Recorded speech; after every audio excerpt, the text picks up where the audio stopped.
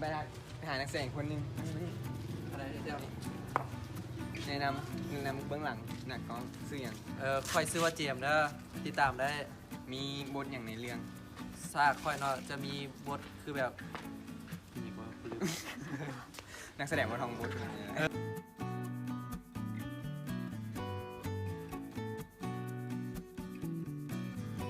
เป็นเจ้าของเพื่อนซะ อ่า แล้วก็พาส่วนหมูนี่นะมากินเลี้ยง เพื่อเฉลิมฉลองให้หมูอีกคนหนึ่งชื่อว่าท้าวธนงศิลป์ เขาไปสัมภาษณ์นักแสดงคนหนึ่งที่สำคัญในเรื่องเลยมานี่นี่เลยแนะนำตัว สบายดีเพราะมีชื่อว่าธนกรกองประสิทธิ์ ห้ามบทเป็นอย่างในเรื่อง ทำบทเป็นฆาตกรโรคจิต